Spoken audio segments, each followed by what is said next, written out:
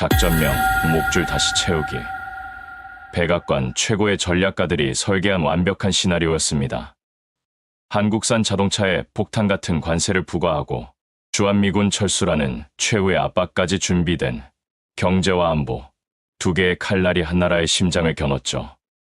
그러나 그들의 오만함은 태평양을 건너기도 전에 산산조각 났습니다. 미국의 가장 정교한 계획을 무너뜨린 단 하나의 변수. 그 나라는 바로 대한민국입니다. 지금부터 그 놀라운 현장 속으로 들어가 보시죠. 미국에서 날아온 충격적인 이야기. 바로 시작합니다. 그리고 지금 어디에서 시청하고 계신지 댓글로 남겨주세요. 여러분의 이야기도 듣고 싶습니다.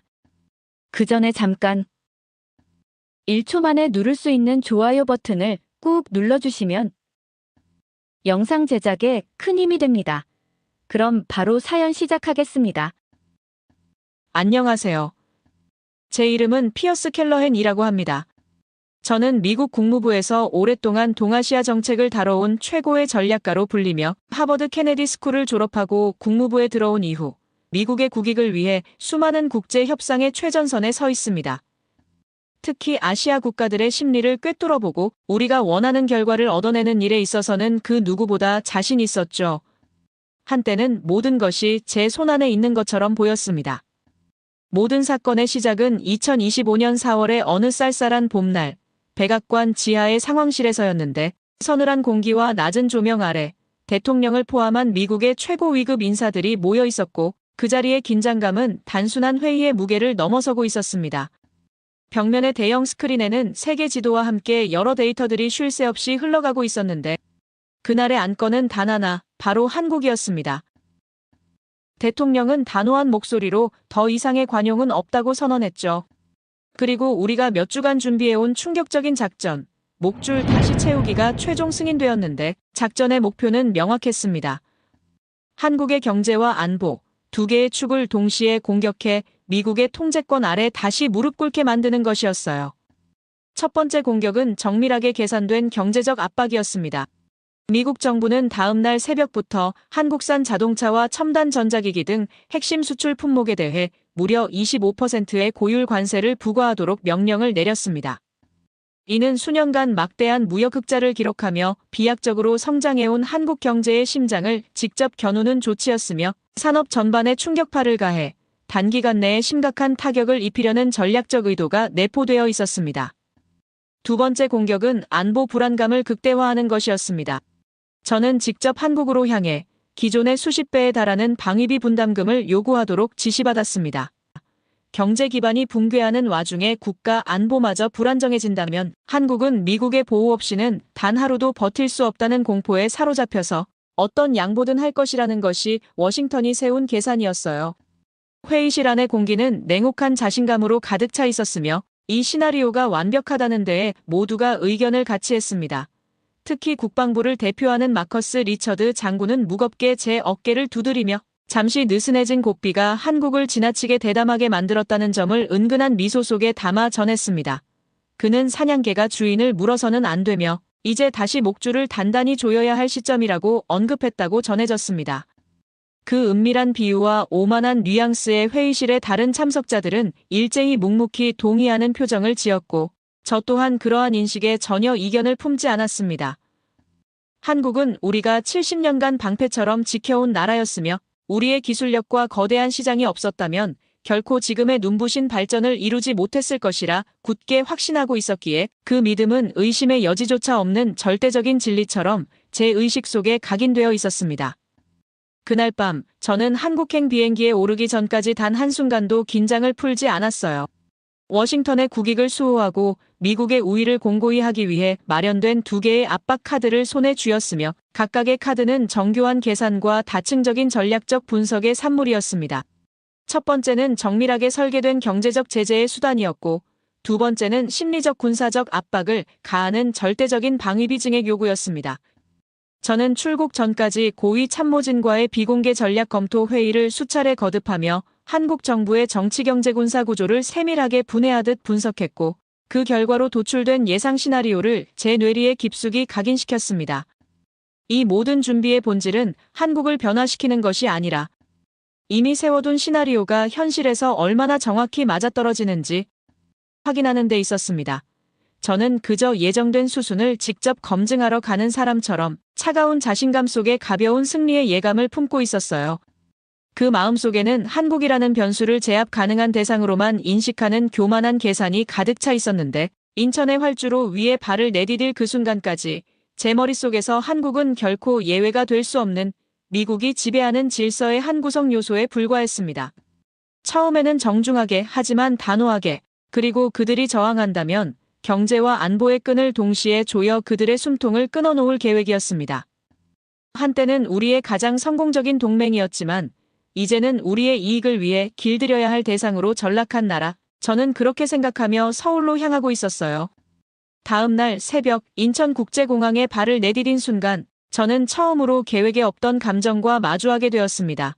제 머릿속에 그려져 있던 이미지는 오래된 시설과 혼잡한 인파, 느릿한 절차가 뒤섞인 과거의 개발도상국적 풍경이었습니다. 그러나 현실은 그러한 상상을 무참히 깨뜨렸습니다. 유리와 강철이 어우러져 하늘로 뻗어오르는 건물은 마치 미래를 주제로 한 대작 영화의 한 장면처럼 정교하고 압도적이었는데, 입국 심사 절차는 단 몇 분 만에 종료되었고 그 과정은 군더더기 없이 세련되었으며 효율성의 극치를 보여주었습니다. 저는 스스로의 기억 속에 자리 잡은 한국의 이미지를 되짚어 보았어요. 미국의 원조로 가까스로 기초 산업을 세우던 가난한 나라. 끊임없이 도움을 받아야만 하는 변방의 동맹국이라는 확신이었지만 이 첫 발걸음부터 그 이미지에 금이 가기 시작했습니다. 설명할 수 없는 의문이 제 마음속 한 구석에서 고개를 들었고 그 의문은 공항을 빠져나와 이동하는 동안 점점 더 선명해졌어요. 차량은 서해안 고속도로를 따라 남쪽으로 달렸습니다. 창밖으로 펼쳐진 풍경은 또 한 번의 충격을 주었어요. 거대한 물류단지와 최첨단 공장이 연이어 나타났고 고속도로 위를 달리는 차량들은 고급 승용차와 전기차가 줄을 이루었으며 도로는 깨끗하게 정비되어 있었습니다. 이 길 위에 흐르는 것은 단순한 교통이 아니라 첨단 산업과 체계적 국가 운영이 빚어낸 질서 그 자체라는 인상을 주었습니다. 그렇게 몇 시간을 달려 도착한 곳은 경기도 평택의 캠프 험프리스였습니다. 세계 최대 규모를 자랑하는 해외 미군 기지 앞에 선 순간 저는 다시 한번 기존의 확신을 시험대에 올려놓게 되었습니다.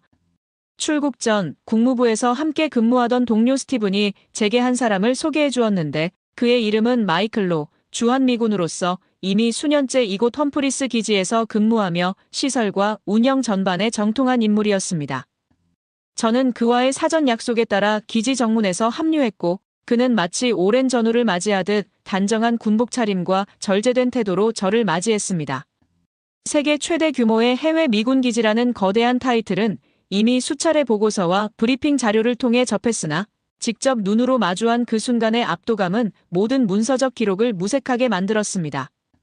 무한히 펼쳐지는 활주로와 질서정연하게 배치된 병영, 최신식 무기와 차량들이 늘어서 있는 광경은 겉보기에 미국의 군사적 위대함과 한국에 대한 장기간의 시혜를 증명하는 듯 보였어요. 저는 이 기지가 전후 70년 동안 우리가 제공한 안보의 상징물이며 한국이 우리 보호 아래 성장했다는 명백한 증거라고 확신했죠. 그러나 마이클이 안내를 시작하자 그 확신은 서서히 균열을 맞이했습니다. 그는 차분한 어조로 이 기지의 건설 과정과 재정 구조를 설명했는데 110억 달러, 우리 돈으로 환산하면 13조 원이 넘는 천문학적 비용이 투입되었으며 그중 무려 92%를 한국 정부가 부담했다는 사실이 밝혀졌습니다. 더욱이 병영과 지휘동뿐 아니라 학교, 병원, 주택, 체육시설 등 모든 생활 인프라 역시 한국의 예산으로 건설되었다는 구체적인 수치와 사례가 이어졌습니다. 그 순간 저는 말없이 주위를 둘러보았습니다. 미군의 깃발 아래 질서정연하게 작동하는 이 거대한 체계가 사실은 한국이 스스로 마련한 안보 자산이라는 사실이 제 머릿속을 강하게 타격했습니다. 마이클은 덧붙여 주둔 장병과 가족들이 이곳에서 누리는 생활 수준은 미국 본토의 웬만한 군사시설을 능가하며 이는 철저한 한국 측의 지원과 관리 덕분이라고 설명했습니다. 그의 차분한 서술 속에 담긴 구체적 사실 하나하나가 제가 수십 년간 굳게 믿어온 시혜와 보호의 구도를 서서히 무너뜨리고 있었고 오히려 우리는 그들의 땅에, 그들이 지어준 최첨단 시설에서 상상 이상의 대우를 받고 있었던 겁니다. 저의 혼란은 현지 미군 병사들과의 대화에서 경악으로 바뀌었어요. 저는 그들이 힘든 타향살이에 지쳐 있을 것이라 예상했지만 그들의 반응은 정반대였는데, 한 병사는 필라델피아 출신이며 한국만큼 안전하고 깨끗한 곳은 본 적이 없다고 했습니다. 새벽 2시에 혼자 길을 걸어도 아무런 위협을 느끼지 못하며 두고 온 휴대폰이 몇 시간 뒤에도 그 자리에 그대로 있는 것을 보고 충격을 받았다는 경험을 털어놓았죠. 또 다른 병사는 플로리다에서 왔다면서 한국의 편리한 대중교통과 초고속 인터넷, 그리고 맛있는 음식 때문에 미국으로 돌아가고 싶지 않다고 했습니다. 특히 인상적이었던 것은 기지박 식당에 가면 현지 주민들이 미군이라고 반겨주며 음식을 더 챙겨주기도 한다는 이야기였습니다. 자신들을 침략군이 아닌 고마운 손님처럼 대해주는 그들의 따뜻함에 감동했다는 것이었어요. 저는 그들의 이야기를 들으며 머릿속이 하얗게 변하는 것을 느꼈습니다. 제가 워싱턴에서 보고받았던 데이터와 보고서에는 이런 내용이 단 한 줄도 없었죠. 워싱턴에서 세웠던 완벽한 계획, 그 첫 번째 전제부터 이렇게 현실 앞에서 무너지고 있었습니다. 제 마음속의 자신감은 빠르게 혼란으로 바뀌고 있었는데, 이런 상황들을 지켜보면서 제가 알던 것과 정반대일지도 모른다는 섬뜩한 예감이 들기 시작했어요. 워싱턴에서 세웠던 완벽한 계획, 그 첫 번째 전제부터 이렇게 현실 앞에서 무너지고 있었습니다. 제 마음속의 자신감은 빠르게 혼란으로 바뀌고 있었습니다. 하지만 저는 스스로를 다독였어요. 미군에 대한 대우나 주둔 환경의 우수함은 제 계산 속에서는 어디까지나 부차적인 사안에 불과했습니다. 진정한 동맹의 핵심은 안보가 아니라 기술이었고, 제가 쥐고 있다고 믿은 목줄은 바로 미국이 보유한 압도적 첨단 군사력 그 자체였습니다. 한국은 우리의 고도화된 무기체계 없이는 북한의 위협 앞에서 단 하루도 버티지 못할 것이며, 그 단순하면서도 절대적인 사실 하나만으로도 이번 협상의 주도권은 여전히 워싱턴에 있다고 확신했습니다. 그러나 평택을 떠나는 차량 안에서 창밖에 스쳐가는 한국의 풍경은 제 확신을 얕은 모래 위에 세운 듯 불안하게 흔들어 놓았습니다. 고속도로를 따라 늘어선 방산 기업의 로고, 항만으로 들어서는 대형 군수 물자의 행렬, 그리고 군 복장을 한 채 기지 밖 카페에서 태블릿으로 무언가를 분석하는 젊은 장교들의 모습은 제 머릿속에 자리하던 기술 종속국이라는 이미지를 조금씩 잠식해갔습니다. 마이클이 건넨 몇 마디 설명 속에도 한국이 이미 자체적인 방위 산업 생태계를 빠른 속도로 확장하고 있다는 단서가 스며 있었습니다. 그 의문을 명확히 확인하기 위해 저는 다음 행선지를 대전의 국방과학연구소로 정했습니다. 그곳은 한국의 군사기술 개발의 심장부로 저에게는 그 실체를 직접 검증할 수 있는 최적의 무대였죠. 제 기대는 냉정했습니다. 그곳에서 마주할 것은 고작해야 미국의 기술을 어설프게 모방한 복제품이거나 우리가 제공하는 첨단 부품 없이는 결코 완성할 수 없는 반쪽짜리 체계일 것이라 믿었습니다. 연구소에 도착했을 때의 첫인상은 겉으로는 예상과 크게 다르지 않았는데, 하얀 가운을 걸친 연구원들이 분주히 실험실을 오가고 있었고, 복도의 전시 공간에는 낡은 무기 모델들이 가지런히 놓여 있었습니다. 안내를 맡은 책임 연구원은 절제된 몸짓으로 저를 브리핑실로 이끌었으며, 저는 팔짱을 끼고 그들이 내놓을 변명을 담담히 들어줄 준비를 하고 있었습니다. 그러나 스크린 속 영상이 재생되는 순간 제 팔짱은 저도 모르게 풀렸고 시선은 화면에 완전히 사로잡혔습니다. 화면에 나타난 것은 거대한 포문이 불을 뿜는 장면이었는데 K9 자주포의 실사격 훈련 영상이었습니다. 저는 K9 자주포에 대해 이미 알고 있었습니다. 그저 그런 수준의 무기라고 보고받았을 뿐이었지만 영상 속의 자주포는 제 예상을 완전히 벗어나는 물건이었습니다. 몇 초에 한 발씩 거의 기관총처럼 포탄을 쏟아냈고 첫 발이 목표에 도달하기도 전에 다음 포탄이 발사되는 압도적인 연사력을 보여주었죠. 더 충격적인 것은 다음 화면에 나온 세계 지도였는데 지도 위에는 폴란드, 호주, 이집트, 노르웨이 등 수많은 국가들이 표시되어 있었습니다. 모두 K9 자주포를 수입한 나라들이었죠. 특히 폴란드는 우리의 M109 팔라딘이나 독일의 판처 하우비체를 제치고 한국의 K9을 선택한 것이었는데 단순히 가격 때문이 아니었습니다. 성능과 납기, 그리고 기술 이전까지 모든 면에서 한국이 압도적이었다는 분석 자료가 화면을 채우고 있었어요. 제 이마에 땀이 맺히기 시작했습니다. 이번에는 거대한 미사일이 창공으로 솟아오르는 영상이었어요. 바로 천공투 미사일 방어 체계였고 이번만큼은 자신 있었습니다. 우리의 패트리어트 시스템을 따라 한 아류작일 뿐이라고 생각했기 때문이에요.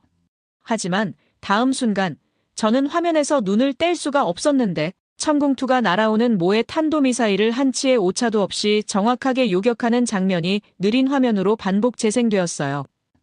더욱 충격적인 것은 최근 사우디아라비아에서 우리의 패트리어트, 이스라엘의 에로우 시스템과 경쟁하여 최종적으로 한국의 천공투가 채택되었다는 소식이었습니다. 미국의 가장 중요한 우방이자 전통적인 무기 시장인 중동의 심장부에서 우리가 완벽하게 패배했다는 뜻이었습니다.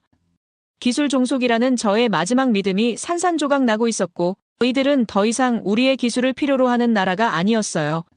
한때는 우리가 베푸는 기술에 의존했지만 이제는 우리를 뛰어넘어 세계 시장에서 우리와 직접 경쟁하고 심지어 우리를 이기고 있는 무서운 경쟁자였습니다. 브리핑실의 서늘한 공기가 저를 질식시키는 것 같았어요. 제가 쥐고 있다고 믿었던 기술의 목줄은 사실 존재하지도 않았던 것입니다. 바로 그 순간이었습니다. 제 주머니 속에 위성 전화가 짧게 진동했는데 워싱턴에서 온 긴급 통신이었습니다. 저는 잠시 양해를 구하고 브리핑실을 나와 차가운 복도에서 전화를 받았습니다. 제 동료인 클레이튼 쇼의 다급한 목소리가 흘러나왔어요. 피어스, 큰일 났네. 관세건 말이야. 상황이 아주 안 좋아. 저는 심장이 내려앉는 것을 느꼈습니다.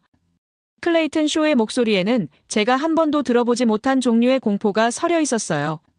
그가 전해온 소식은 그야말로 재앙이었는데 우리가 터뜨린 관세 폭탄의 파편이 한국이 아닌 미국 본토에 떨어지고 있다는 것이었습니다.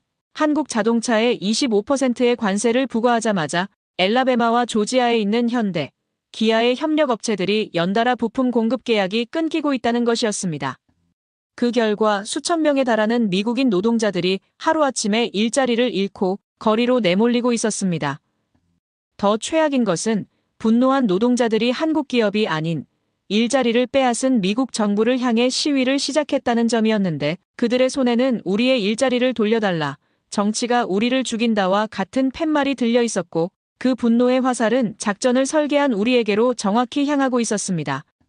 전화기 너머로 들려오는 클레이튼 쇼의 목소리를 들으며 저는 멍하니 연구소의 창밖을 바라보았습니다. 제가 서 있는 이곳 대전의 연구소에서는 한국의 기술력이 미국의 턱 밑까지 추격해오고 있었고 수만 킬로미터 떨어진 워싱턴에서는 우리가 던진 경제적 그물이 오히려 우리를 올가매고 있었습니다. 군사적, 경제적 압박이라는 두 개의 거대한 칼날이 모두 부러져 버린 것입니다. 계획은 완전히 통제 불능 상태에 빠져들고 있었습니다. 저희 냉철했던 이성은 무너져 내렸고 그 자리에는 깊은 충격과 빠져나갈 길 없는 초조함만이 남았습니다. 다음 날 저는 서울의 한 호텔 최고층에 위치한 비공개 회담장으로 향했어요. 마지막 남은 단 하나의 카드를 손에 쥔 채였습니다. 기술도 경제도 통하지 않는다면 결국 남는 것은 가장 원초적인 공포, 바로 안보였습니다. 주한미군 철수라는 그 어떤 동맹국이라도 무릎 꿇을 수밖에 없는 마지막 위협. 저는 이 카드로 모든 것을 되돌릴 수 있다고 마지막까지 스스로를 다잡고 있었습니다. 회담장의 분위기는 무겁게 가라앉아 있었어요. 긴 테이블을 사이에 두고 한국 측 대표단과 마주 앉았을 때 저는 애써 여유로운 표정을 지으며 입을 열었습니다. 저는 지난 며칠간의 상황을 언급하며 만약 이대로 한국이 우리의 요구를 받아들이지 않는다면 미국 역시 더 이상 한국에 대한 안보 공약을 유지하기 어려울 것이라는 점을 암시했습니다. 70년간 이어져 온 동맹 관계가 근본적으로 흔들릴 수 있다는 명백한 협박이었습니다. 저는 그들의 얼굴에서 당황이나 공포의 빛을 찾으려 애썼지만 제 맞은편에 앉은 한국 측 수석 대표는 조금의 미동도 없이 제 말을 듣고 있었습니다. 그의 표정은 마치 깊이를 알 수 없는 호수처럼 고요했고 그 눈빛 속에는 제가 감히 읽어낼 수 없는 단단함이 자리하고 있었습니다. 그가 입을 열었을 때 그 목소리는 놀랍도록 차분했는데 그는 제 협박에 반박하거나 애원하지 않았습니다. 대신 기다렸다는 듯이 조용히 서류 한 부를 제 앞으로 밀어놓았습니다. 피어스 씨, 이것부터 읽어보시지요. 그가 말했습니다. 서류의 표지에는 단 두 단어가 적혀 있었습니다. 서울, 독트린이라는 단어였고 저는 의아한 마음으로 서류의 첫 장을 넘겼습니다. 그리고 그 내용을 읽어내려가는 순간 저는 제 온몸의 피가 차갑게 식는 것을 느꼈어요.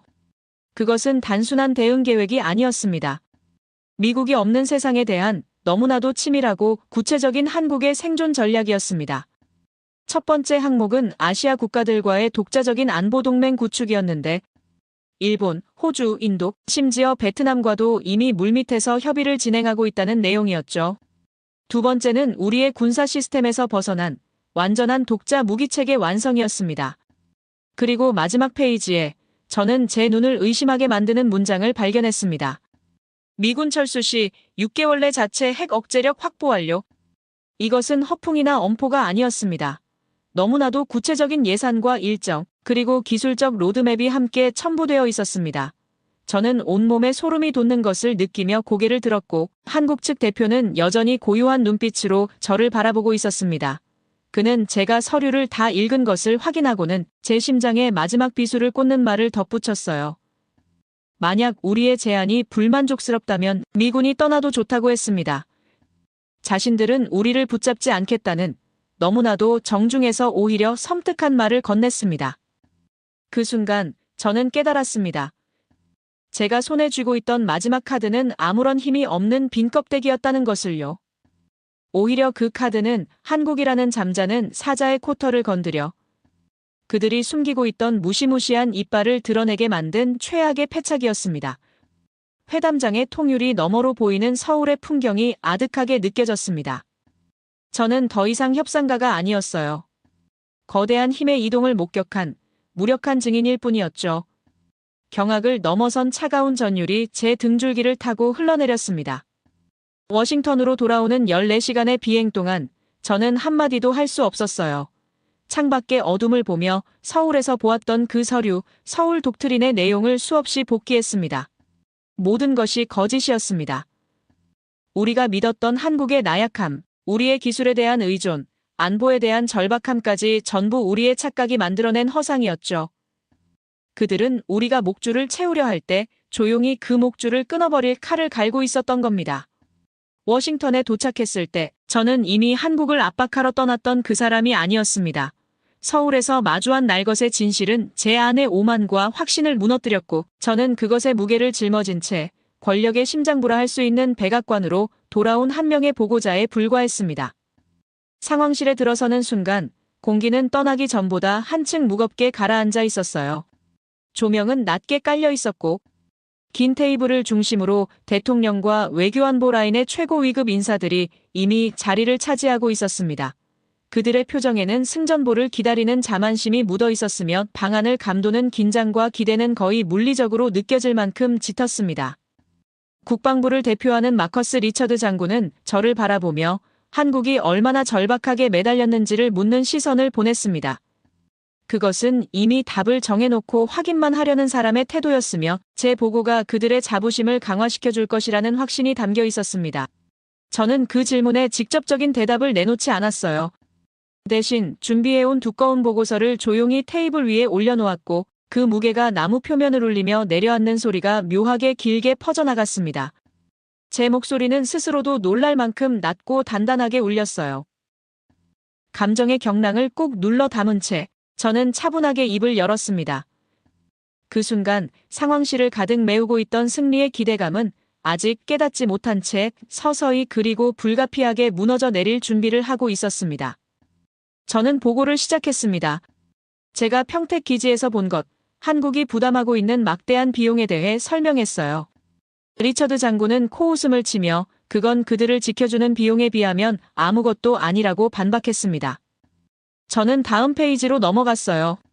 제가 대전에서 보았던 K9 자주포와 천공투 미사일 방어체계의 성능, 그리고 이미 세계 시장에서 미국을 이기고 있는 수출 실적을 보고했고 회의실을 메우던 웃음소리는 점점 희미해지며 사그라들었습니다.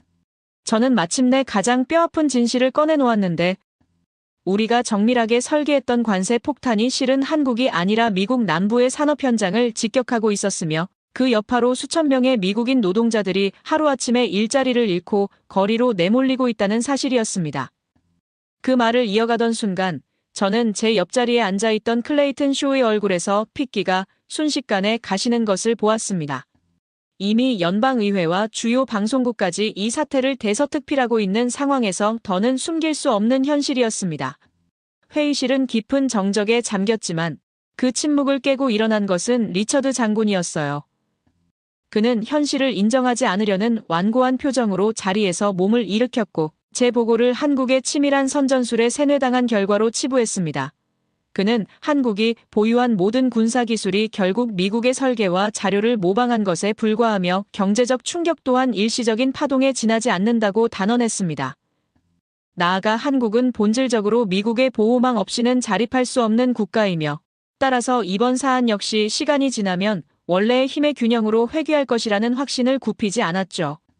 그의 목소리에는 상황을 직시하기보다는 스스로 믿고 싶은 질서를 고수하려는 완강함이 배어 있었습니다. 그러나 저는 그 고집이 곧 변화한 세계 현실을 보지 못하는 위험한 눈가림이라는 것을 알고 있었습니다. 저는 그를 똑바로 바라보며 마지막 보고를 시작했어요. 서울에서 보았던 바로 그 서류, 서울 독트린의 존재에 대해서였습니다. 저는 한국이 미국의 안보 우산을 벗어나 아시아 국가들과 독자적인 안보 동맹을 구축하고 있다는 충격적인 사실을 밝혔고 마지막 한마디를 꺼냈습니다. 만약 우리가 그들을 궁지로 몰면 그들은 6개월 안에 핵무장을 완료할 준비를 마쳤다고 말입니다. 그 순간 회의실은 얼어붙었습니다. 리처드 장군의 얼굴에서 오만한 미소가 완전히 사라졌습니다. 정보국장인 로버트 갤러웨이는 믿을 수 없다는 듯 마른 침을 삼켰습니다. 저는 말을 이었습니다. 우리가 쥐고 있다고 믿었던 목줄은 처음부터 존재하지 않았고 오히려 우리는 그들이 우리의 위협을 어디까지 인내해주는지 시험당하고 있었을 뿐입니다. 우리의 진짜 적은 한국이 아니라 변화한 현실을 보지 못하는 우리 자신의 오만함입니다. 제 보고는 그렇게 끝났고 상황실을 지배하던 것은 완전한 침묵, 그리고 그보다 더 무거운 충격이었어요. 저는 제 모든 것을 걸고 거대한 시스템의 심장부에서 진실을 외쳤습니다. 대통령은 깊은 고민 끝에 목줄 다시 채우기 작전은 즉시 전면 중단되었고 모든 혼란의 중심에 있었던 제게 새로운 임무가 주어졌어요. 바로 한국과의 새로운 관계를 정립하기 위한 비공식 대화 채널을 여는 것이었습니다. 그 후 몇 주 동안 놀라운 변화들이 일어나기 시작했는데 백악관은 미국의 무역 정책을 재검토하겠다고 발표했고 한국 자동차에 대한 관세 부과는 일시적으로 유예되었습니다. 그 소식이 전해지자마자 엘라베마와 조지아의 공장들이 다시 문을 열기 시작했습니다. 저는 어느 날 저녁 뉴스에서 자신의 일터로 복귀하며 기뻐하는 한 미국인 노동자의 인터뷰를 보았습니다. 그는 카메라를 바라보며 정치가 아닌 경제, 싸움이 아닌 협력이 우리를 살린다고 말했어요. 저는 그 모습을 보며 제 힘든 싸움이 헛되지 않았음을 느낄 수 있었습니다. 저는 이 모든 과정의 중심에서 한때 제가 가장 무시했던 나라로부터 가장 중요한 것을 배웠어요. 진정한 힘은 상대를 억누르고 통제하는 오만함에서 나오는 것이 아니었습니다. 그것은 스스로를 지킬 수 있는 단단한 실력을 갖추고 그 힘을 바탕으로 상대를 존중하며 함께 나아가는 지혜에서 나온다는 것을 말입니다. 이제 저는 더 이상 과거의 방식으로 세상을 보지 않을 것입니다. 앞으로는 한미 양국의 새로운 관계를 설계하고 진정한 파트너십을 만들어 나가는 일에 제 남은 경력을 바치고 싶어요. 우리가 서로의 가치를 제대로 알아볼 때 양국 관계는 더욱 굳건해지고 세계는 더욱 평화로워질 수 있으리라 믿습니다. 앞으로 한미 양국이 함께 열어갈 새로운 시대가 모든 이들에게 희망을 주는 미래가 되었으면 좋겠습니다. 그리고 우리 모두가 편견과 오만이 아닌 존중과 이해의 눈으로 세상을 바라볼 수 있기를 바랍니다. 제 이야기를 끝까지 들어주셔서 감사합니다. 모두 안녕히 계세요. 오늘의 사연 어떻게 들으셨나요? 처음에는 한 나라를 흔들 수 있다고 믿었던 힘이 오히려 자신을 돌아보게 만드는 거울이 되기도 했습니다. 경제와 안보라는 거대한 무기를 쥐고 있었지만 진짜 힘은 상대를 제압하는 데 있는 것이 아니라 서로를 인정하고 존중하는 데 있다는 걸 보여준 이야기였죠. 우리가 당연하다고 여겼던 것들이 사실은 누군가의 치밀한 노력과 실력 위에 서 있었다는 사실. 그리고 그걸 깨닫는 순간이 얼마나 큰 변화를 만들어내는지도 느낄 수 있었습니다. 이 이야기는 누군가의 승리나 패배로 끝나는 것이 아니라 앞으로 어떤 길을 선택하느냐에 따라 전혀 다른 미래가 펼쳐질 수 있음을 남겨두고 있습니다. 여러분이라면 이런 상황에서 어떤 선택을 하시겠습니까? 여러분의 생각을 아래 댓글에 남겨주세요. 믿을 수 없는 일이 벌어졌습니다. 최근 몇 년간의 성과들과 징조들을 보면 지금까지는 그저 예열을 하던 것일 뿐이었는데요. 폭발적인 비상을 하며 다른 모든 국가들을 추월하고 앞서 나가게 될 현재 전 세계에서 최고로 기대되는 라이징 스타의 이야기입니다. 만약 이 나라가 통일까지 이루게 된다면 세계 2위까지도 빛의 속도로 치고 올라갈 것이라 믿어 의심치 않는 하버드 교수의 놀라운 증언. 어떤 분야든 세계 최고를 목표로 했던 그들의 도전 정신, 수직 상승 곡선을 그리며 세계를 놀라게 한 이 나라의 숨은 이야기를 알아가 보도록 하겠습니다. 그 전에 잠깐 1초 만에 누를 수 있는 좋아요 버튼을 꾹 눌러주시면 영상 제작에 큰 힘이 됩니다. 그럼 바로 사연 시작하겠습니다. 안녕하세요. 제 이름은 데릭 로메즈라고 합니다. 하버드 대학교에서 경제학을 가르치다 은퇴한 교수예요. 제가 경제학자로서 평생 연구하며 놀라웠던 가장 경이로운 사례를 하나 말씀드리자면 단연코 한국의 이야기를 빼놓을 수 없습니다. 바로 얼마 전에는 국내 총생산 기준으로 한국이 세계 10위 안에 들어가는 엄청난 경사가 있었는데 이게 얼마나 대단한 일인지 피부로는 잘 느껴지지 않을 수도 있지만 200개가 넘는 나라 중에서 상위 3%에 해당하는 성과입니다. 그리고 정확히 69년 전에 대한민국은 세계 꼴찌 중 하나였어요. 세계에서 가장 가난한 나라로 꼽혔습니다. 그런데 70년도 채 되지 않아 세계 탑 10 안에 들어올 정도로 거의 수직으로 상승하며 이 자리까지 올라온 거예요. 제가 처음 한국을 방문했던 1967년을 생생히 기억합니다. 당시 저는 23살의 젊은 나이로 선교 봉사활동을 위해 한국 땅을 밟았어요. 서울로 들어가는 길은 충격 그 자체였습니다. 전쟁의 상흔이 고스란히 남아있는 도시, 무너진 건물들, 흙먼지 날리는 비포장도로, 초가집과 판잣집이 어지럽게 늘어선 모습에 말문이 막혔어요. 당시 한국의 1인당 국내 총생산은 고작 67달러에 불과했고 세계 경제학계에서는 한국은 100년이 지나도 가난을 벗어나기 어려운 나라라고 평가했습니다. 서울역 주변을 걷던 날 거리에는 미군 부대에서 흘러나온 물건들을 파는 노점상들, 구두를 닦는 어린아이들, 리어카를 끄는 사람들로 가득했어요. 사람들의 표정에는 지친 기색이 역력했지만 그럼에도 불구하고 포기하지 않으려는 강인함이 묻어났습니다. 그때는 몰랐지만 제가 마주한 것은 세계 역사상 가장 놀라운 경제 기적을 일으킬 민족의 시작점이었어요. 제가 발견한 한국만의 특별함은 놀라울 정도의 효율성과 목적 지향적 접근법이었습니다. 물론 처음에는 이런 특성을 알아채기 힘들었어요. 겉으로 보기에는 그저 절망적인 가난만 보였으니까요. 하지만 남산 도서관에서 만난 한 학생과의 대화가 제 시각을 완전히 바꿔놓았는데요. 낡은 옷을 입고 허기진 모습이었지만 그의 눈빛만은 비범했어요. 왜 이렇게 열심히 공부하나요? 라는 제 질문에 그는 이렇게 대답했습니다. 제가 공부해서 부모님께 효도하고 나라를 발전시키는데 작은 힘이라도 보태고 싶어요. 그 순간 저는 한국이라는 나라가 단순한 전쟁의 폐허가 아니라 무언가 특별한 것을 품고 있다는 것을 직감했습니다. 그들에게는 어떤 환경에서도 포기하지 않는 강인한 정신이 있었고 개인의 성공과 국가의 발전을 연결시키는 특별한 가치관이 있었어요. 경제학자로서 저는 이 민족의 잠재력에 깊은 흥미를 느꼈고 앞으로 이 나라가 어떻게 변화할지 지켜보고 싶었습니다. 그때는 한국이 세계 역사상 유례없는 성장을 이룰 것이라고는 상상도 못했어요. 하지만 그들의 눈빛 속에서 저는 불가능을 가능으로 바꾸는 의지를 보았습니다. 한국에서의 선교 봉사활동을 마치고 미국으로 돌아온 저는 하버드에서 박사과정을 시작했습니다.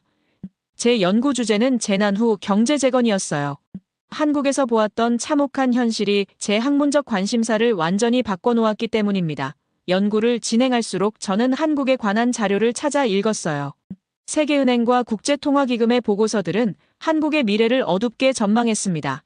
자원 없는 작은 나라가 어떻게 경제적으로 일어설 수 있겠는가라는 것이 당시 경제학계의 상식이었어요. 내심 저도 그런 의견에 동의했습니다. 하지만 남산 도서관에서 만났던 그 학생의 눈빛만은 자꾸 제 머릿속에 맴돌았어요.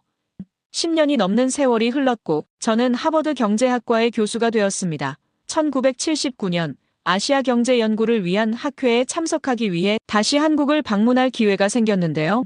솔직히 말하면 한국에 대한 기대는 크지 않았습니다. 12년 전에 그 가난한 나라가 얼마나 변했을까 싶었어요. 다시 한국을 찾았을 때 완전히 뒤집어진 풍경에 경악했습니다. 과거의 흙길은 포장된 도로로 바뀌어 있었고 허름한 판잣집들이 있던 자리에는 빌딩들이 솟아올라 있었어요.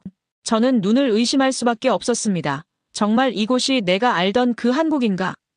충격을 감출 수 없었는데 더 놀라운 것은 그날 저녁 호텔 근처 식당에서 들은 뉴스였습니다. 아나운서의 목소리가 식당 안에 울려 퍼졌어요. 우리나라 수출 100억 달러 달성을 축하합니다.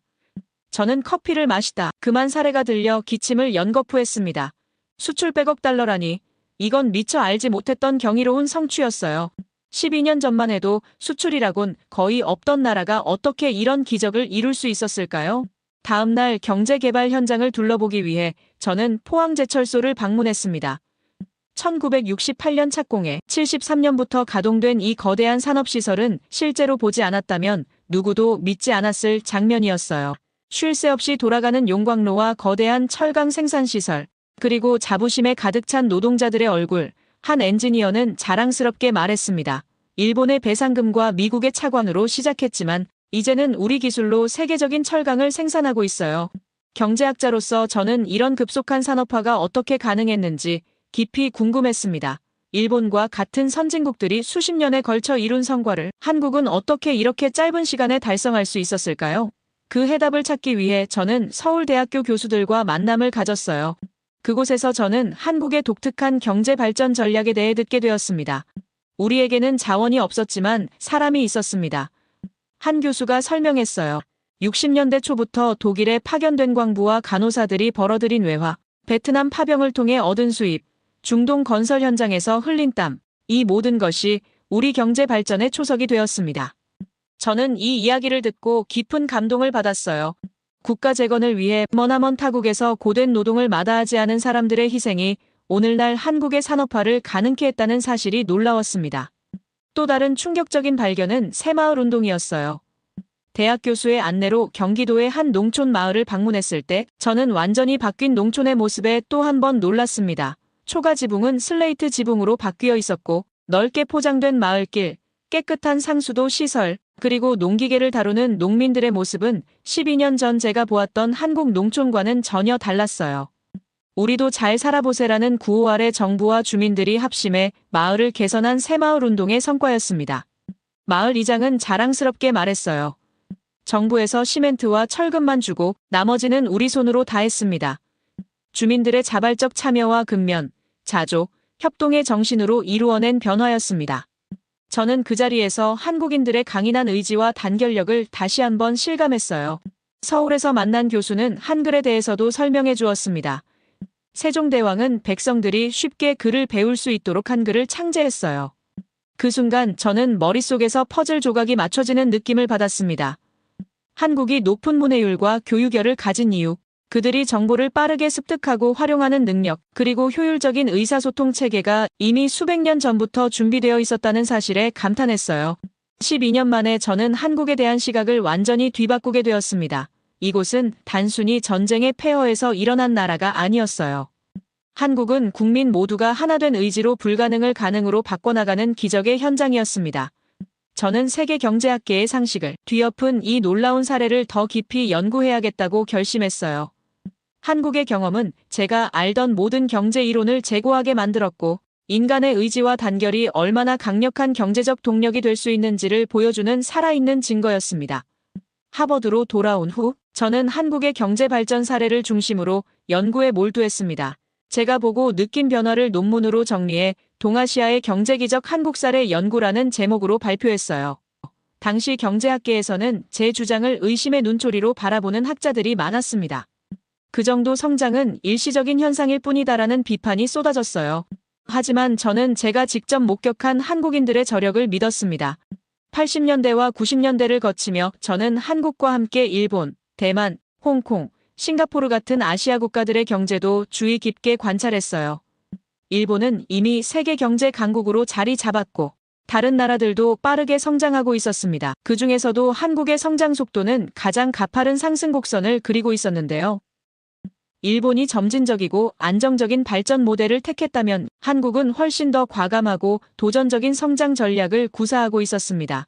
다시 강단에 선 저는 학생들에게 한국의 사례를 열정적으로 가르쳤어요. 세계 역사상 유례 없이 빠른 속도로 성장하는 나라를 보고 싶다면 한국을 주목하라고 말했습니다.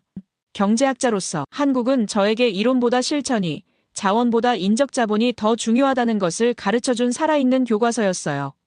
1997년 가을 연구실에서 논문을 검토하던 중 충격적인 뉴스를 접했습니다. 동남아시아를 휩쓴 외환위기가 한국에까지 번졌다는 소식이었어요. 텔레비전 화면에는 한국 원화 가치가 급락하고 주요 기업들이 파산하며 IMF에 구제금융을 신청했다는 뉴스가 흘러나왔습니다. 저는 그 자리에서 얼어붙었어요. 그토록 놀라운 성장을 이루던 한국이 이대로 무너지는 것인가? 라는 생각에 심장이 쿵쾅거렸습니다. 세계 경제학계는 한국 경제의 붕괴를 예측했어요. 많은 전문가들은 한국의 기적은 실체 없는 거품이었다며 냉정한 평가를 내렸습니다. 저조차도 내심 불안했어요. 처음 만난 그 가난한 나라부터 눈부신 산업화를 이룬 모습까지 제가 목격한 한국의 여정이 이대로 끝나는 건 아닐까 하는 우려가 들었습니다. 외환위기가 한창이었을 때 저는 세계은행의 자문위원으로 한국을 다시 방문하게 되었어요.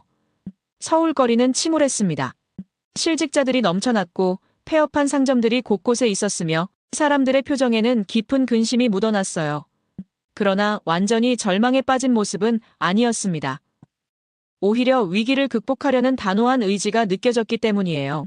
어느 날 아침 호텔 로비에서 신문을 보다가 저는 믿을 수 없는 광경을 목격했습니다. 수천 명의 사람들이 줄을 서서 자신의 금반지, 금목걸이를 기부하는 장면이 일면에 실려 있었어요. 금모으기 운동이라 불리는 이 전국적인 캠페인은 외화를 확보해 국가 부채를 갚기 위한 시민들의 자발적인 움직임이었습니다. 저는 그 광경에 압도되어 한동안 말을 잇지 못했어요. 서울 시내의 한 은행을 찾아간 저는 실제로 그 현장을 목격했습니다. 노인부터 어린아이까지 남녀노소 할 것 없이 모두가 소중한 금을 내놓고 있었어요. 한 할머니는 손주의 돌반지를, 한 부부는 결혼반지를 기부했습니다. 저는 그 자리에서 가슴이 뭉클해졌습니다. 이것이야말로 제가 12년 전에 보았던 그 민족의 강인한 정신이었어요. 개인의 이익보다 국가의 위기를 먼저 생각하는 이 단결력은 어떤 교과서에도 나오지 않는 경제적 자산이었습니다. 그 순간 저는 확신했어요. 한국은 반드시 이 위기를 극복할 것이다. 세계은행 회의에서 저는 단호하게 주장했습니다.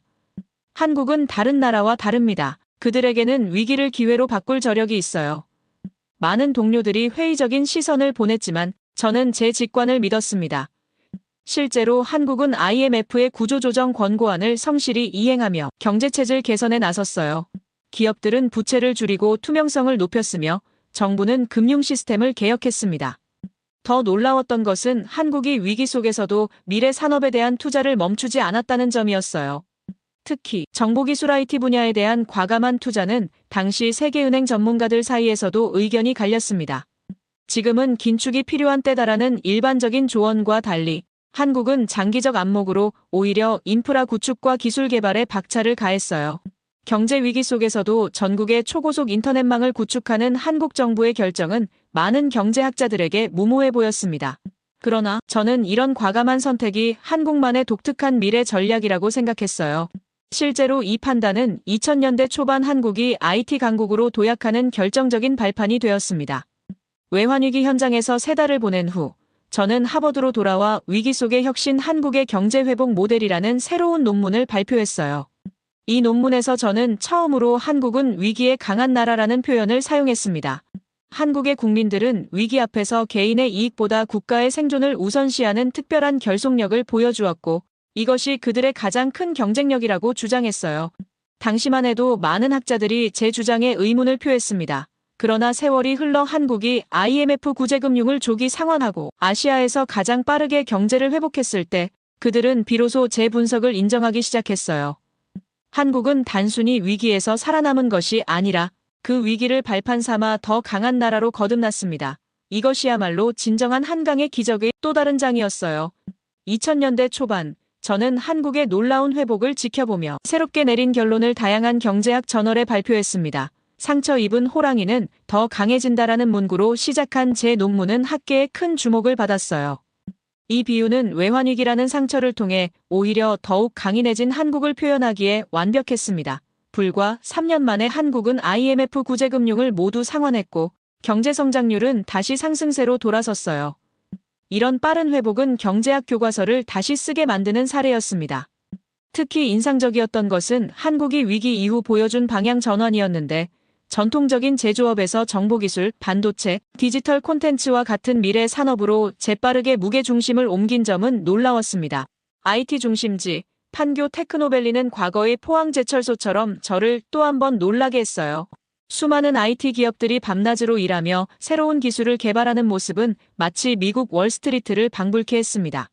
한국 기업들의 행보는 더욱 놀라웠는데 삼성전자는 반도체 분야에서 세계 최고 수준으로 올라섰고 현대자동차는 품질 경쟁력으로 세계 시장에서 위상을 높여갔습니다. 저는 제 제자들과 함께 이런 한국 기업들의 성장 전략을 심층 분석했어요. 세계가 놀란 한국의 힘은 단순한 속도가 아니라 목표를 향해 흔들림 없이 나아가는 강한 추진력이었습니다. 한국 기업들은 필요한 것에만 집중하여 최단 시간 내에 최고의 결과를 도출해냅니다.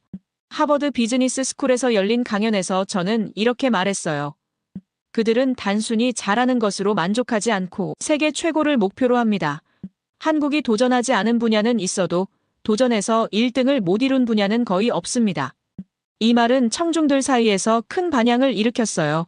2002년 월드컵은 한국의 또 다른 면을 세계에 보여주는 계기가 되었는데 일본과 공동 개최한 이 대회에서 한국의 조직력과 열정은 전 세계를 감탄시켰고 예상을 뛰어넘어 4강까지 진출한 한국 축구팀의 성과는 경제 영역을 넘어선 한국의 잠재력을 보여주는 상징이었습니다. 붉은 악마라 불리는 응원단의 에너지와 질서 있는 모습은 한국인들의 단결력을 잘 보여주었어요. 더욱 놀라운 현상은 2000년대 중반부터 감지되기 시작한 한류였습니다. 한국의 드라마와 음악이 아시아 전역으로 퍼져나가기 시작했어요. 처음에는 경제학자로서 이 현상을 단순한 문화적 교류 정도로 여겼지만 곧 이것이 새로운 형태의 소프트 파워이자 경제적 파급력을 가진 중요한 흐름임을 깨달았습니다. 겨울연가와 같은 드라마가 일본에서 큰 인기를 끌면서 관광객이 증가하고 한국 제품에 대한 선호도가 높아지는 현상은 문화와 경제의 긴밀한 연결을 보여주었어요. 제 연구실에서는 2005년부터 문화산업과 경제성장의 상관관계를 새로운 연구 주제로 삼았습니다. 한국의 사례는 이 연구의 핵심 사례였어요. 놀랍게도 한국은 자신들의 전통 문화를 현대적으로 재해석하고 디지털 기술과 결합시켜 새로운 문화 콘텐츠를 만들어내고 있었습니다. 이는 단순한 경제적 성공을 넘어 문화적 자신감의 회복을 의미했어요. 시간이 흘러 저는 한국 정부의 초청으로 서울에서 열린 미래 성장 동력 컨퍼런스에 참석했는데 그곳에서 만난 젊은 기업가들의 에너지와 창의성은 저를 깊이 감동시켰어요. 그들은 세계 시장을 목표로 혁신적인 아이디어를 발전시키고 있었습니다. 특히 모바일 기술과 온라인 게임 분야에서 한국의 선도적 위치는 놀라울 정도였어요. 한국은 이제 단순히 따라잡는 나라가 아니라 이끌어가는 나라가 되었습니다. 컨퍼런스 발표에서 저는 이렇게 말했어요. 과거 서구와 일본의 기술을 효율적으로 습득하고 개선했다면 이제는 자신만의 독창적인 길을 개척하고 있습니다. 이 발언은 현지 언론에 크게 보도되었고 한국인들에게 이것은 단순한 칭찬이 아니라 그들의 노력이 세계적으로 인정받고 있다는 증거였지만 글로벌 금융위기는 한국에게 또 하나의 시험대였습니다. 월스트리트발 위기가 전 세계로 퍼지면서 많은 국가들이 심각한 타격을 입었어요. 한국 역시 위기의 여파에서 자유롭지 못했지만 IMF 외환위기 때와는 전혀 다른 대응을 보여주었습니다. 신속한 정책 대응과 기업들의 위기관리 능력은 이미 한국이 위기에 강한 나라로 성장했음을 증명했어요. 이러한 한국의 여정을 지켜보면 저는 제 학문적 커리어의 마지막 대작으로 불가능해서 기적으로 한국 경제 발전의 교훈이라는 책을 집필하기 시작했습니다. 이 책은 제가 처음 한국을 방문했던 1967년부터 2000년대 후반까지의 한국 경제 발전 과정을 종합적으로 분석한 작품이었어요. 특히 한국만의 독특한 발전 모델이 다른 개발도상국들에게 주는 교훈을 중점적으로 다루었습니다. 책을 집필하면서 저는 한국이 보여준 놀라운 특성들을 정리했는데 그 중에서도 가장 중점을 둔 것은 한국인들의 세계 최고를 향한 끊임없는 열망이었습니다. 그들은 어떤 분야든 진출하면 반드시 최고를 지향했어요. 이런 목표 지향적 접근법과 효율성은 제가 연구한 어떤 나라에서도 찾아볼 수 없는 한국만의 독특한 특성이었습니다. 하버드 대학교에서 은퇴를 앞둔 제 마지막 강의는 한국의 기적이었어요. 강의실은 학생들로 가득 찼고 저는 그들에게 말했습니다. 여러분이 경제학을 통해 배울 수 있는 가장 위대한 사례는 바로 한국입니다. 그들은 우리에게 인간의 의지와 단결이 얼마나 강력한 경제적 동력이 될 수 있는지를 보여주었어요. 강의를 마치며 저는 제 인생에서 한국이 가르쳐준 가장 중요한 교훈을 나누었습니다. 불가능이란 단지 아직 증명되지 않은 가능성일 뿐입니다. 하버드에서의 교수 생활을 마치고 완전히 은퇴한 후에도 저는 한국과의 인연을 이어갔는데 저를 특별자문위원으로 초청한 한국 정부의 요청으로 꾸준히 방문하게 되었어요. 노년에 접어든 나이에도 이 여정은 제게 큰 기쁨이었습니다. 처음 방문했을 때의 그 가난했던 나라가 수직적인 상승 곡선을 그리며 세계의 중심으로 나아가는 모습을 목격하는 것은 경제학자로서 느낄 수 있는 최고의 보람이었어요. 세월이 흐르면서 한국의 성장은 이제 단순한 경제적 성취를 넘어 다방면으로 확장되고 있었습니다. 특히 한국의 기업들이 보여준 혁신과 도전 정신은 전 세계를 놀라게 했어요. 스마트폰 시장에서 삼성이 보여준 약진은 그 대표적인 사례였습니다. 한때 세계 최고의 기술력을 자랑하던 일본의 전자기업들이 마치 붉게 물든 낙엽처럼 서서히 추락하는 동안 한국 기업들은 푸른 실록처럼 활기차게 세계 시장을 장악해 나갔어요. 한국인들은 필요한 것에만 집중하여 최단 시간 내에 최고의 결과를 도출해냅니다. 미국 경제전문지와의 인터뷰에서 저는 이렇게 말했어요. 이것이 바로 한국만의 특별한 경쟁력입니다. 실제로 한국 기업들은 시장의 변화에 민첩하게 대응하며 무서운 속도로 혁신을 이뤄내고 있었습니다. 그들은 단순히 괜찮은 제품을 만드는데 그치지 않고 세계 최고를 목표로 끊임없이 도전했어요. 방문할 때마다 저는 한국의 새로운 면모를 발견하게 되었습니다. 이전까지는 경제와 기술 분야에서의 성장이 주를 이루었다면 이제는 문화적 영향력이 광범위하게 확산되고 있었고 소위 한류라 불리는 현상은 더 이상 아시아에 국한되지 않고 전 세계로 퍼져나가고 있었습니다. 한국의 음악, 드라마, 영화가 세계 각국에서 인기를 끌면서 문화 수출국으로서의 위상도 높아졌어요. 특히 K-팝의 성공은 경제학적으로도 매우 흥미로운 현상이었습니다. 방탄소년단과 같은 그룹이 미국 빌보드 차트를 석권하고 세계 투어를 통해 수많은 팬들을 열광시키는 모습은 한국의 소프트 파워가 얼마나 강력해졌는지를 보여주는 증거였어요. 과거 헐리우드 영화와 미국 대중음악이 장악했던 세계 문화 시장에 한국이 당당히 자리 잡은 것입니다. 한국 문화의 성공은 단순한 유행이 아닙니다. 제가 발표한 에세이에서 이렇게 주장했어요. 이것은 세계 문화 질서의 변화를 의미합니다. 실제로 한국은 자신만의 고유한 문화적 정체성을 잃지 않으면서도 세계적 보편성을 획득하는 특별한 균형감을 보여주었습니다. 이런 특성은 경제 분야에서도 마찬가지였어요. 세계 경제의 지형도 역시 빠르게 변화하고 있었습니다. 오랫동안 지구방위대로 군림하던 미국과 신흥강자로 부상한 중국 사이에서 한국은 자신만의 독특한 위치를 찾아가고 있었어요. 절대적 우위의 인구를 가진 중국이 단순히 양적 규모만으로 세계 경제의 주요 축으로 성장했다면 한국은 질적 혁신과 창의성으로 경쟁력을 키워갔습니다. 세계 경제 포럼에서 저는 이런 비유를 자주 들곤 했어요. 러시아, 독일, 영국, 일본, 프랑스 등 전통적인 강대국들이 서서히 지는 해처럼 빛을 잃어가는 동안 한국은 새롭게 떠오르는 태양처럼 더욱 강렬한 빛을 발산하고 있습니다. 이 말은 많은 경제학자들의 공감을 얻었습니다. 제가 처음 한국을 방문했을 때만 해도 저 멀리 앞에서 달리는 선진국들을 바라보기만 했던 한국이 이제는 그들과 함께 나란히 때로는 앞서 달리게 된 것이었어요. 시간이 흐르면서 세계는 또 하나의 큰 위기를 맞이했을 때 한국은 독특한 특성을 다시 한번 보여주었는데 바로 2019년 말 코로나 사태였죠. 코로나19 팬데믹은 전 세계 경제와 사회에 전례 없는 충격을 주었어요. 많은 국가들이 혼란에 빠진 가운데 한국은 또다시 위기 속에서 빛나는 저력을 보여주었습니다. 효율적인 방역 시스템과 디지털 기술을 활용한 대응으로 한국은 경제적 타격을 최소화했어요. 한국은 이제 위기관리의 세계적 모델이 되었습니다. 저는 온라인 강연에서 이렇게 말했어요. 그들은 위기 속에서도 미래를 준비하는 특별한 능력을 갖고 있습니다. 실제로 한국은 팬데믹 상황에서도 인공지능, 로봇, 바이오 등 미래 산업에 대한 투자를 확대했고 이는 마치 폭풍우 속에서도 내일의 햇살을 믿으면서 씨앗을 뿌리는 농부와 같은 모습이었어요. 은퇴 후 집필한 마지막 책에서 저는 통일 한국의 가능성에 대해서도 언급했습니다. 만약 한국이 통일을 이룬다면 그 발전 속도는 빛의 속도와 같을 것입니다. 이것은 과장이 아니었어요. 남북한의 인적, 물적 자원이 결합된다면 세계 경제의 판도가 완전히 바뀔 수도 있다고 생각했습니다. 한국의 기술력과 북한의 자원, 양측의 근면한 국민성이 합쳐진다면 세계 2위 강국으로의 도약도 가능할 것이었어요. 절망적인 가난에서 시작해 눈부신 성장을 이룬 한국의 여정을 50년 넘게 지켜본 저에게 한국은 단순한 연구 대상이 아니라 인간 가능성의 증거였어요.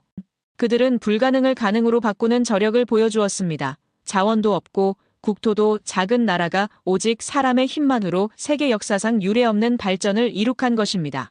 한국의 미래는 더욱 밝아 보입니다. 포스트 코로나 시대와 4차 산업혁명에 한국은 디지털 전환과 친환경 성장에 적극적으로 나서고 있어요.